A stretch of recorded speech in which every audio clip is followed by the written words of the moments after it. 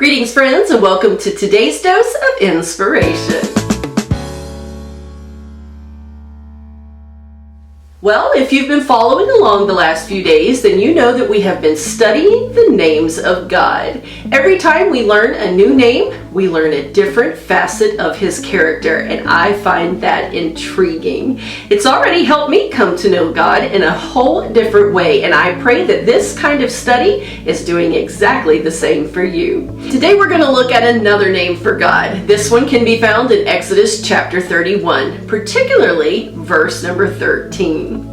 Moses and God were having a conversation, and God was telling Moses the importance of reminding the children of Israel to keep the Sabbath. As a matter of fact, it was so important, the Sabbath principle, that God said, as you explain to them about the Sabbath and talk to them about the importance, it will be a reminder to them that I am the Lord who can sanctify them. Now, I paused there for just a moment to let you know that is one of those places where we can put in the original Hebrew term used for God. In our English translations, the best that can be done is God or Lord, and that can actually have multiple meanings.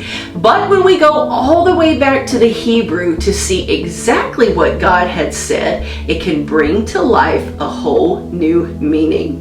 When He spoke to Moses, I am the Lord who sanctifies you or sets you apart, He used the term Jehovah Mikadesh.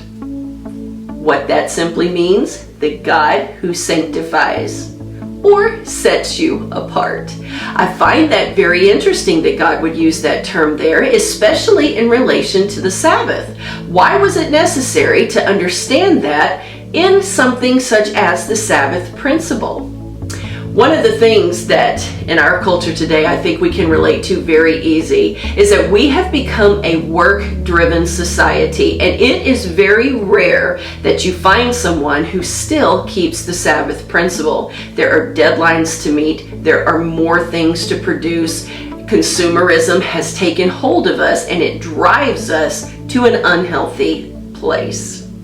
It's no different than it was way back then. Do you know there still was the temptation to produce more, to work harder, to make sure that all of your things were taken care of so that you could provide for your family and not miss a day's wages? To have to stop on the Sabbath and do nothing and to do no work was awfully hard to do. It's hard for us to do. I think we can relate to the children of Israel there quite well.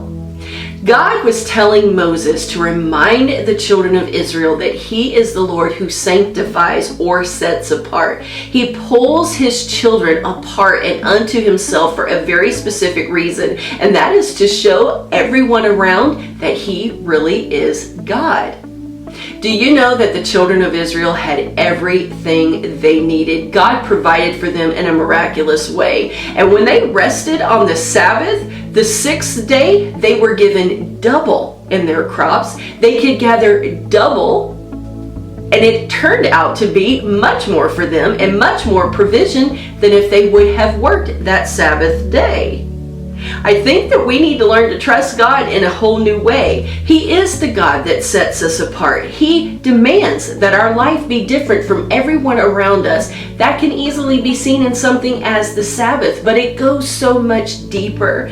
Our lives should most definitely be separated from those in the world who don't yet have a relationship with God. Our lives should look and seem remarkably different, because when it is, and they can look at us and see our peace and our joy and the provision on us without us having to break our neck to work an extra day during the week or break our neck struggling in other areas, it is a testimony, and their eyes are pointed towards God.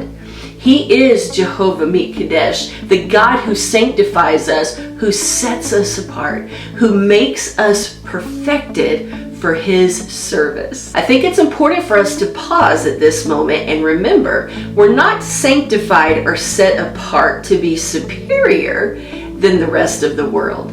We're simply set apart unto God's purposes, and that through that, His provision for everything we need can be seen, and it will point people towards a God who knows how to take care of His people. Want to thank you so very much for joining me today. Until next time, I pray that you will walk in the favor and blessings of the Lord. See you soon.